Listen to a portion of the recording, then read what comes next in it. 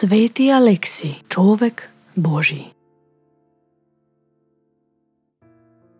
Различни се патиштата по кои што Бог ги води оние што сакаат да му угодат и да го исполнат неговиот закон. Во времето на царот Хонори во Рим живееше високиот царски достоинственик Евтимијан, многу угледен и многу богат. И тој и жена му Аглајда животот го минуваа богоугодно. Иако беше богат, Евтимијан само еднаш дневно седнуваше на трпеза, и тоа по залезот на сонцето. Имаа син единец, Алекси, кој кога порасна го принудија да се ожени. Но ноќта по свадбата тој не само што ги остави жената и домот, туку седна на кораб и отиде во градот Едеса во Месопотамија, каде што беше прочуениот неракотворен лик на Господ Исус, испратен од него самиот, царот Авгар. Откако му се поклони на овој лик, Алекси се облече во рувен просјак и како таков живееше во тој град полни 17 години, непрестано молејќи го Бога во припратата на црквата на Пресвета Богородица.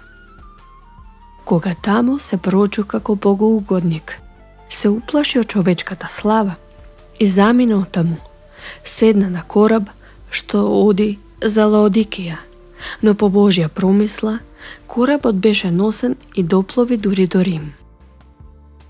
Сметајќи го ова за прст Божји, Алекси смисли да отиде во домот на својот татко и таму како непознат да го продолжи својот подвиг. Татко му не го препозна, а од милосрдие му дозволи да живее во една визба во неговиот двор.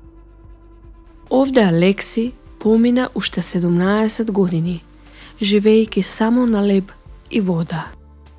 Слугите го малтретираа на разни начини, но тој претрпе се. А кога му се приближи крајот, напиша една хартија, ја стегна во рацете, легна и издивна на 17 март 411 година. Тогаш во црквата на светите апостоли стана во присуство на царот и на патриархот откровение во видна глас кој рече: побарајте го човекот Божи. Малку по ова се откри дека тој човек Божи е во куќата на Евтимијан и по долго распрашување дознаа дека станува збор за оној просјак. Кога влегоа, го најдоа мртов во неговата визба, а во лицето блескаше како сонце. Од онаа хартија, неговите родители дознаа дека е тоа нивниот син Алекси, а невестата која што 34 години живееше без него, го вида незиниот маж, па сите ги обзеде неизмерна тага.